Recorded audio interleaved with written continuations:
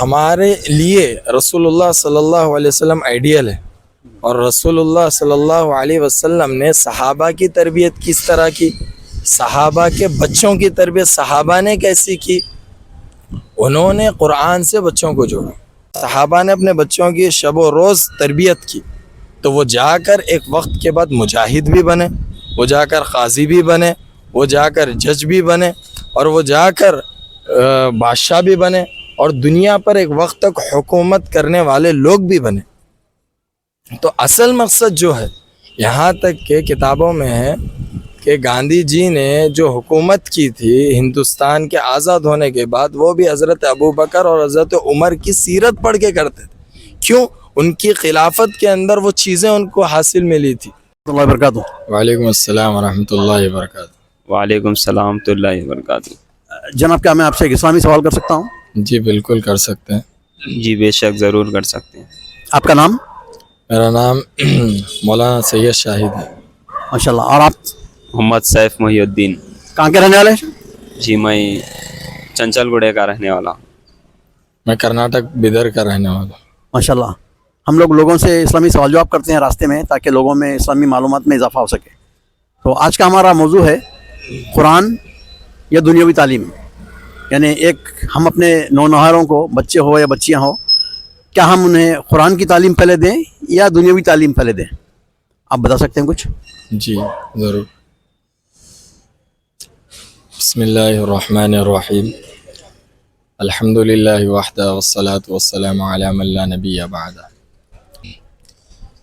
قال نبینا صلی اللہ علیہ وسلم، طلب العلم فریضہ علی کل مسلم و مسلمات۔ عزیزان محترم، میں آپ تمام حضرات کو یہ بات کھلی طور پہ بتا دینا چاہتا ہوں کہ یہ دنیا کا وجود اللہ تبارک و تعالیٰ نے جو کیا ہے، انبیاء علیہ الصلاۃ والسلام کو بھیج کر، ان کے ذریعے علم ان کے پاس بھیج کر اور لوگوں تک ان کو علم پہنچانے کا ذریعہ بنایا۔ اور انبیاء علیہ الصلاۃ والسلام لوگوں کو وہی علم دیتے تھے جو اللہ تعالیٰ نے ان کے پاس وحی کے ذریعے علم عطا فرماتے تھے۔ اور ہم قرآن احادیث کے اندر، تمام چیزوں کے اندر ہم دیکھتے ہیں، سنتے ہیں، پڑھتے ہیں کہ کئی ساری قوموں کی ہلاکت ہوئی، کئی ساری قومیں ہلاک ہوئی، اور وہ جو قومیں تھیں وہ سرکش قومیں تھیں، اور کامیاب قوم وہ تھی جو نبی کی اتباع کرنے والے تھے۔ تو میں یہ کہنا چاہتا ہوں کہ اگر ہم مسلمان اپنے آپ کو کہتے ہیں، یا مسلمان اپنے آپ کو کہلانے کا دعویٰ کرتے ہیں، تو ہم اپنی شریعت کو جتنا مضبوط پکڑیں گے، ہم اپنے دعوے میں سچے ہو سکتے ہیں۔ اور ہم شریعت میں مضبوط اس وقت ہو سکتے ہیں جب کہ ہمارا تعلق قرآن سے مضبوط ہو۔ اگر قرآن سے ہمارا تعلق مضبوط نہیں ہوگا تو ہم صرف نام کے مسلمان کہلائیں گے، اور جس طرح گزشتہ قوموں کی شکست ہوئی تھی اور وہ ذلیل و خوار ہو کر، رسوا ہو کر اللہ کے پاس یا زمین کی غذا بن چکے تھے، اور ہم بھی بن جائیں گے۔ اسی وجہ سے اللہ کے رسول صلی اللہ علیہ وسلم نے فرمایا کہ ہر مسلمان مرد اور عورت کو پر علم حاصل کرنا فرض ہے، اور وہ علم ہمیں کہاں ملتا ہے؟ قرآن و حدیث کے ذریعے ملتا ہے۔ اس وجہ سے کہ اسلام ایک واحد شریعت ہے جس کے اندر کھانے سے لے کر حاجت سے فارغ ہونے کا طریقہ تک بتایا گیا ہے۔ اس کے علاوہ کوئی مذہبوں کے اندر نہیں ہے، کیونکہ اللہ کے رسول صلی اللہ علیہ وسلم جب صحابہ کو بتاتے تھے کھانے کے وقت ہاتھ دھونا ہے، پانی پیتے وقت بیٹھ کے پینا ہے، تو وہ مذاق اڑاتے تھے کہ یہ بھی طریقہ تمہارے نبی سکھاتے ہیں۔ یہود مذاق اڑاتے ہیں، کیا تمہارا نبی جو ہے نا تم کو بیت الخلاء بھی جانا سکھاتا ہے؟ بیت الخلاء بھی جانا سکھاتا ہے، یا ہاتھ دھونا سکھاتا، وغیرہ وغیرہ، اس کی مذاق اڑاتے تھے۔ تو صحابہ یہ فرماتے تھے کہ ہمارا مذہب اتنا مہذب ہے اور ممتاز ہے کہ ہمیں یہ سب طریقے ہمارے شریعت کے اندر لائے گئے ہیں، ہمیں بتائے گئے تاکہ دوسرے مذہبوں سے ہمیں امتیاز حاصل ہو سکے۔ تو اسی وجہ سے حضرت علی رضی اللہ عنہ کا قول ہے، العلم من المہدی الی اللحد، علم ماں کی گود سے قبر کے گڑھے تک حاصل کرنا ہے، لیکن علم دنیاوی بھی حاصل کرنا ہے، علم دینوی بھی حاصل کرنا ہے. ایسا نہیں ہے کہ دنیا دین کے لیے خاص ہو جائے اور دنیا سے بے نیاز ہو جائے، یا دنیا کے لیے خاص ہو جائے اور دین سے بے نیاز ہو جائے. دیکھیے دنیا دارالاسباب ہے، یہاں پر اس کے ضرورت کے پورے ہونے تک کا علم حاصل کرنا ہم پہ ضروری ہے، لیکن ہمارا مقصد، ہمارا مشن، ہمارا اصل کنارہ آخرت ہے، اور آخرت میں کامیابی قرآن و سنت اور اللہ اور اس کے رسول کی اتباع میں رکھی گئی ہے، اور اسی کے ذریعے ہم کامیاب ہو سکتے ہیں. تو دنیا میں رہنے تک جتنا دنیائی اسباب کے پورا کرنے کے لیے علم ضروری ہے، اتنا علم حاصل کرنا ضروری ہے، لیکن اس کی وجہ سے ہم آخرت کو پس پشت ڈال دے، یا آخرت کو بھلا دے، یا نظر انداز کر دے، دنیا کی چیزوں کو دیکھ کر، دنیا کے پیسوں کے پیچھے پا کر، دنیائی عیش و عشرت کو دیکھ کر، یہ بہت زیادہ افسوس کرنے کی بات ہے. یہ بہت زیادہ سوچنے کی اور ہوش کے ناخن لینے کی بات ہے. اب بات رہی کہ مقدم کس کو کیا جائے، یا دنیاوی تعلیم یا دینی تعلیم، تو بتایا جاتا ہے کہ ہر آدمی، حدیث کے اندر یہ بات ہے، ہر آدمی اسلام کی فطرت پر پیدا ہوتا ہے، چاہے وہ یہود ہو، نصارہ ہو، کفار ہو، جو بھی ہو، اسلام کے. اب وہ جو اس کے بڑے ہوتے ہیں، اس کے ماں باپ ہوتے ہیں، جس مذہب کے ہوتے ہیں، اس کو اس کے مذہب والے بنا لیتے ہیں، اس کو مذہب. تو ہمارے لیے رسول اللہ صلی اللہ علیہ وسلم آئیڈیل ہے، اور رسول اللہ صلی اللہ علیہ وسلم نے صحابہ کی تربیت کس طرح کی، صحابہ کے بچوں کی تربیت صحابہ نے کیسی کی.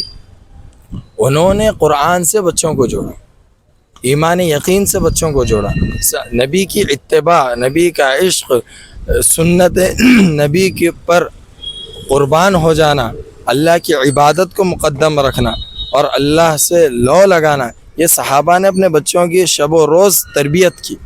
تو وہ جا کر ایک وقت کے بعد مجاہد بھی بنے، وہ جا کر قاضی بھی بنے، وہ جا کر جج بھی بنے، اور وہ جا کر بادشاہ بھی بنے، اور دنیا پر ایک وقت تک حکومت کرنے والے لوگ بھی بنے. تو اصل مقصد جو ہے، یہاں تک کہ کتابوں میں ہے کہ گاندھی جی نے جو حکومت کی تھی ہندوستان کے آزاد ہونے کے بعد، وہ بھی حضرت ابوبکر اور حضرت عمر کی سیرت پڑھ کے کرتے تھے. کیوں؟ ان کی خلافت کے اندر وہ چیزیں ان کو حاصل ملی تھی. تو بتانا مقصد یہی ہے کہ ہم مقدم قرآن کو رکھیں. ہم جتنا قرآن سے اپنا تعلق جوڑیں گے، اس کے تابع جتنا رہیں گے، اللہ تعالیٰ فتح یاب ہمیں بنائے گا. اور ایسا نہیں ہے کہ آج کل لوگوں کا ذہن ہے کہ بچوں کو حافظ قرآن بنا دیا جائے تو کیسے کمائے گا، کیسے کھائے گا، زندگی کیسے گزارے گا. یہ سب ایک ایسی باتیں ہیں جو مایوس کرنے والی، مایوس کن باتیں ہیں، جس سے آدمی بزن ہو جاتا ہے سن کر. اور لوگ بھی یہ سنتے ہیں واقعی بچوں کو یوں کیوں بنا رہے ہیں. ہم یہ کہتے ہیں کہ آپ حافظ قرآن بھی بنائیے. آپ کو پتہ ہے کہ حافظ قرآن 3 سال میں بچہ بن جاتا ہے. اس کے بعد آپ انجینئر بنائیے، ڈاکٹر بھی بنائیں. ہم بھی نہیں کہتے کہ صرف ایک علم پر اکتفا کیا جائے، ہم یہ کہتے ہیں کہ اس کے ساتھ اس کو بھی لیا جائے. لیکن ماحول ایسا ہو چکا ہے دنیا کا کہ ہم نے بہت سارے حفاظ کو، علماء کو دیکھے ہیں جو علم کے ساتھ ساتھ انجینئر بھی ہے، ڈاکٹر بھی ہے وغیرہ، لیکن بہت کم ایسا ہوا ہے کہ کوئی انجینئر حافظ ہو، کوئی ڈاکٹر حافظ ہو.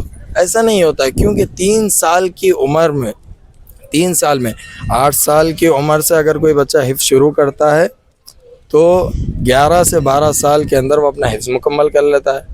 کیونکہ اللہ تبارک و تعالیٰ نے قرآن میں فرمایا وَلَقَدْ يَسَّرْنَا الْقُرْآنَ لِلذِّكْرِ فَهَلْ مِن مُدَّكِرٍ، کہ ہم نے قرآن کو آسان کر دیا ہے، بشرطے کہ کوئی پڑھنے والا ہو، کوئی محنت کرنے والا ہو، کوئی کوشش کرنے والا ہو. کوشش کریں گے تو چیزیں آسان ہیں.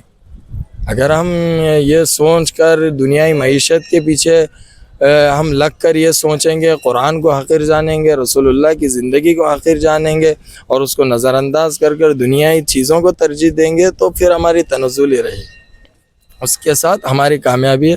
بس کہنا یہی ہے کہ ہم پہلے دینوی تعلیم کو مقدم رکھیں، اس کے بعد دنیائی تعلیم کو بھی اس کے ساتھ جوڑے. کیونکہ دینوی تعلیم جب زندگی میں آ جائے گی بچوں کی، اساس تعلیم یعنی بنیادی تعلیم، جی بنیادی تعلیم، اساس تعلیم، اگر بچوں کے तरबियत से ये काम हो जाए, माँ बाप इसके तरफ ज़्यादा रुझान करें, तो वो बच्चा कभी बाप की नाफरमानी नहीं करेगा ज़िंदगी में, माँ को गाली नहीं देगा, अपने बड़ों की इज्जत करेगा, अपने असातिज़ा की इज्जत करेगा, क्योंकि इस्लाम ये तमाम चीज़ें सिखाता है। माशरे में भी अच्छी तरह फिट होगा वो। अखलाक उसके बनेंगे, और जब अखलाक बनेंगे तो उभरेगा वो इंसान, क्योंकि इस्लाम अखलाक की तलवार से फैला है।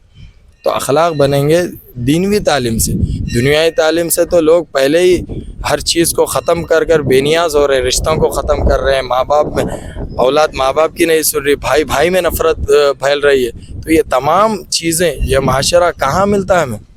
वही मकतबों में, वही मदारिसों में, वही मस्जिदों के अंदर हमें ये तमाम बुनियादी चीज़ें सिखाई जाती है। तो उसकी तरफ उसको मुक़द्दम रखना चाहिए, उसके तरफ अपना रुझान रखना चाहिए, और माँ बाप को अपने बच्चों के बारे में फ़िक्रमंद होना चाहिए कि हम दीनी तालीम को अपने बच्चों के अंदर लाने की कोशिश करें।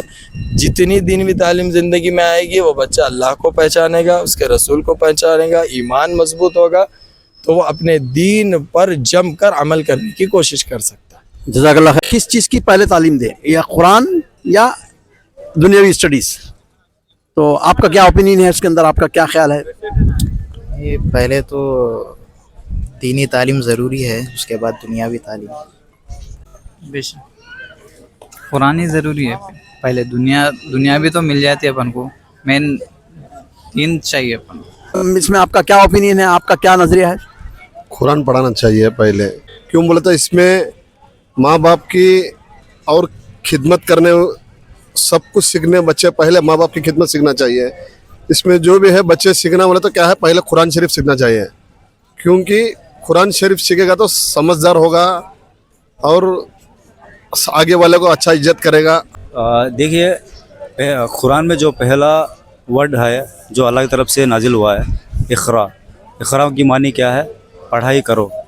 तो इसमें हम लोग क्या करना चाहिए, दुनिया के एतबार से और दीनी एतबार से हम लोग को डिफरेंस निकालना चाहिए। लेकिन हम लोग क्या है, ज़्यादातर कौम या मुसलमान की आबादी जो है, जो मॉडर्न एजुकेशन और ये जो एजुकेशन को आगे रखे, और जो इस्लामिक का नॉलेज है, इस्लामिक का जो पहला हुक्म है कुरान को, उसको सेकेंडरी लैंग्वेज बना दिए, सेकेंडरी बना दिए।